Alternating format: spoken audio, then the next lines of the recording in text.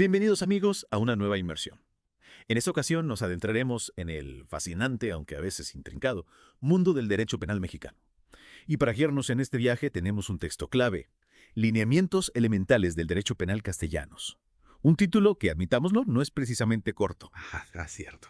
Pero no te dejes engañar por el título. Castellanos con este libro logró algo bastante difícil, desglosar los principios del derecho penal mexicano de manera clara y accesible sin perder rigor académico. Totalmente. Y eso es justo lo que queremos lograr con esta inversión, llevar estos conceptos a un terreno más, digamos, comprensible para todos, sin importar si se tiene o no experiencia en leyes. Me parece una excelente idea, porque aunque no lo parezca, el derecho penal es algo que nos afecta a todos como sociedad. Define qué está permitido y qué no, establece las consecuencias de traspasar estas líneas y, en última instancia, busca garantizar un orden social. Interesante punto.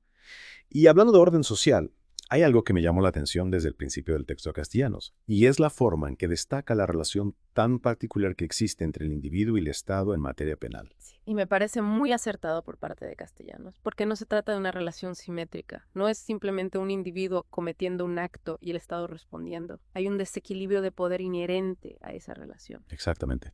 Y para enfatizar ese desequilibrio, utiliza una palabra muy poderosa, soberano. Cuando habla del poder del Estado en el ámbito penal, lo califica de soberano. Y esa palabra, al menos a mí, me resuena con mucho peso histórico. Totalmente. Es una elección muy deliberada por parte de Castellanos. No creo que use la palabra a la ligera. Habla de una tradición, de una concepción del poder estatal que viene desde hace siglos. Y que en el contexto del derecho penal cobra una relevancia aún mayor. Porque si lo pensamos bien, estamos hablando de la capacidad del Estado para limitar la libertad individual, incluso privar a una persona de su libertad. Así es. Y para que esa capacidad sea legítima, para que no se convierta en un abuso de poder, tiene que estar fundamentada en algo más que la simple fuerza. De ahí la importancia del término soberano, que apunta a un poder legítimamente constituido, amparado por un orden jurídico. Es decir, un poder que no es arbitrario, sino que se ejerce dentro de un marco legal. Y ese marco legal, ese conjunto de normas que definen qué es un delito y cómo se castiga, es precisamente el derecho penal. Exactamente. Y Castellanos, desde el inicio de su obra, nos invita a comprender esa dimensión política del derecho penal, a no perder de vista que, más allá de los tecnicismos y las definiciones, estamos hablando de un instrumento de control social, de un mecanismo que busca regular la convivencia en sociedad. Un mecanismo que tiene implicaciones éticas y filosóficas profundas, sin duda. Pero bueno, no nos adelantemos. Para entender cómo funciona ese mecanismo, cómo se define un delito, cómo se determina la culpabilidad y cómo se imponen las penas, tenemos que ir paso a paso. Estoy de acuerdo. Vayamos desmenuzando las ideas de Castellanos con calma, para que nuestros oyentes puedan apreciar la profundidad de su pensamiento. Me parece perfecto. Y ya que hablamos de ir paso a paso, ¿qué te parece si comenzamos por el principio? ¿Cómo define Castellanos eso que llamamos delito? Buena pregunta. Castellanos empieza por el concepto de conducta. Para él, la conducta es el punto de partida de cualquier delito. Es decir, no puede haber delito si no hay una acción u omisión por parte de una persona. A ver, aclara eso de omisión. Estás diciendo que no hacer algo, quedarse de brazos cruzados, también puede ser considerado un delito. Exactamente. Y eso es algo que a veces resulta contraintuitivo, porque tendemos a pensar en el delito como una acción positiva, como un hacer algo que está prohibido. Cierto, suele ser lo primero que se nos viene a la mente. Claro, es lo más lógico. Pero el derecho penal también sanciona la inacción, la omisión de un deber de actuar cuando ese deber está legalmente establecido. Entiendo. O sea, que no se trata solo de lo que hacemos, sino también de lo que dejamos de hacer, siempre y cuando exista una obligación legal de actuar. Exactamente.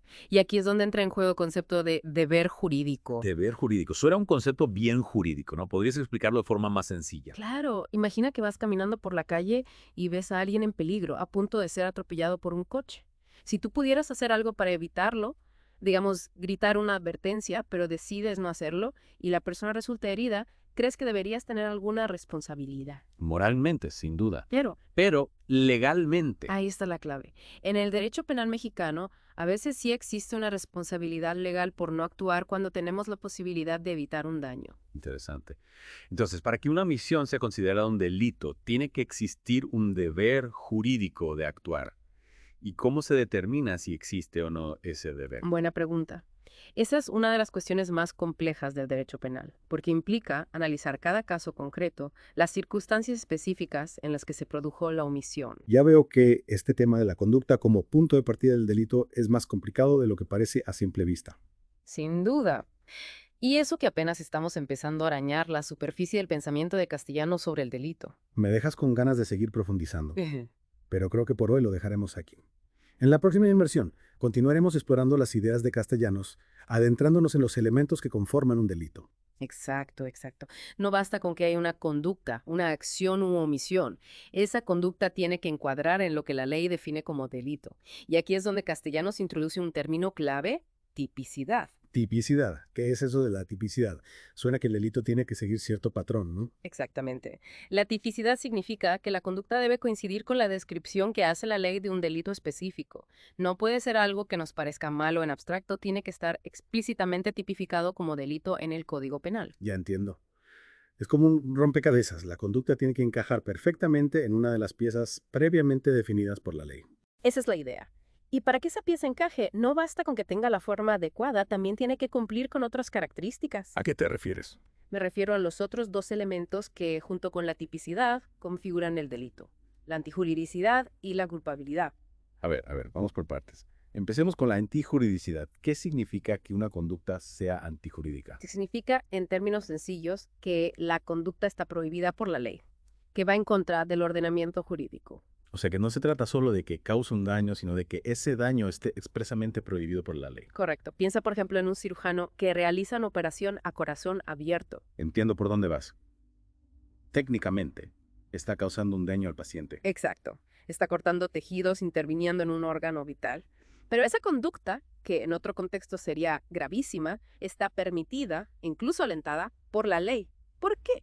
Porque está justificada por un bien mayor: la salud del paciente. Claro, el fin justifica los medios en ese caso. En cierto modo, sí.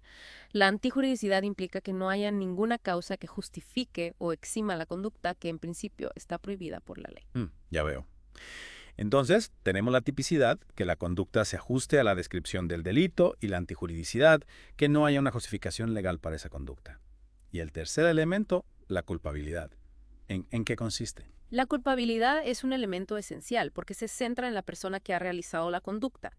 Se trata de determinar si esa persona actuó con conciencia y voluntad de cometer el delito, o si por el contrario hubo algún elemento que le impidió comprender la gravedad de sus actos o controlar su comportamiento. O sea que no es lo mismo matar a alguien intencionalmente a que ocurra un accidente fatal por una imprudencia. Exactamente.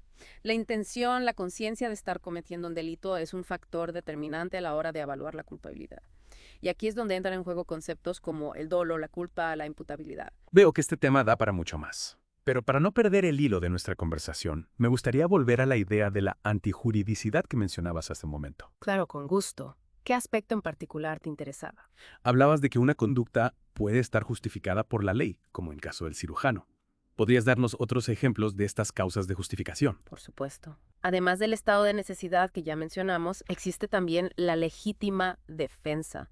Si una persona se ve obligada a agredir a otra para defenderse de una agresión injusta, esa conducta no sería considerada un delito. Claro, siempre y cuando la defensa sea proporcional a la agresión, ¿no? Así es. El derecho penal no busca fomentar la violencia, sino regularla.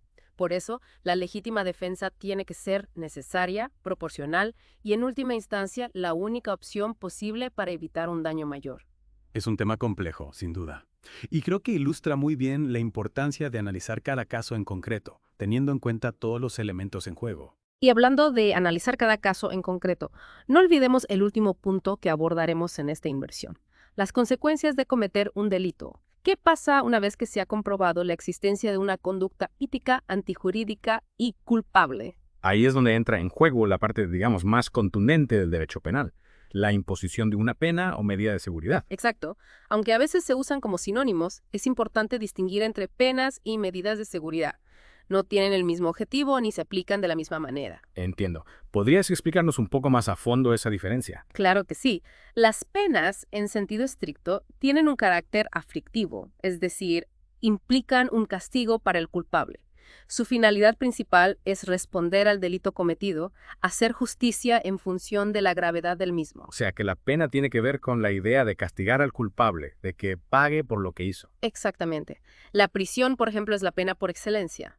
Pero también existen otras, como las multas, la inhabilitación para ejercer cargos públicos o ciertos derechos, e incluso el trabajo a favor de la comunidad. Y en el caso de las medidas de seguridad, ¿Cuál es su finalidad? Las medidas de seguridad, a diferencia de las penas, no tienen un carácter retributivo, sino preventivo. No miran al pasado, al delito ya cometido, sino al futuro, a la posibilidad de que esa persona vuelva a delinquir. Es decir, que se trata de evitar que esa persona cometa nuevos delitos. Exacto. Y para ello, en lugar de imponer un castigo, se busca un tratamiento, una intervención que ayuda a neutralizar la peligrosidad del sujeto. Entiendo. Entonces, mientras que las penas buscan castigar el delito pasado, las medidas de seguridad buscan prevenir delitos futuros. Esa es la idea central. Y un aspecto clave es que, para imponer una medida de seguridad, no siempre se requiere que la persona haya cometido un delito con anterioridad. ¿Cómo es eso posible? Pongamos un ejemplo. Imaginemos una persona que padece un trastorno mental grave que le imposibilita controlar sus impulsos y que, en un momento dado, representa un peligro para sí misma o para los demás. Entiendo. En ese caso, aunque no haya cometido ningún delito, se podría aplicar una medida de seguridad para protegerle a él y al resto de la sociedad. Exacto. Podría ser internada en un centro psiquiátrico, por ejemplo, para recibir el tratamiento adecuado. Veo que este tema de las penas y medidas de seguridad es mucho más complejo de lo que parece a simple vista. Sin duda. Y es que el derecho penal, como hemos visto a lo largo de esta inmersión, no se deja atrapar por fórmulas simples. Cada caso tiene sus propias particularidades, sus propios matices. Totalmente. Por eso es tan importante contar con textos como el de Castellanos que nos ayudan a comprender los fundamentos de esta rama del derecho, a adentrarnos en su lógica y a reflexionar sobre sus implicaciones. Y por supuesto, agradecemos a Abogado Victoria por la investigación que ha hecho posible este episodio. No olviden consultar su trabajo si quieren profundizar en estos temas. Hasta la próxima. Y recuerden, el derecho penal nos atañe a todos,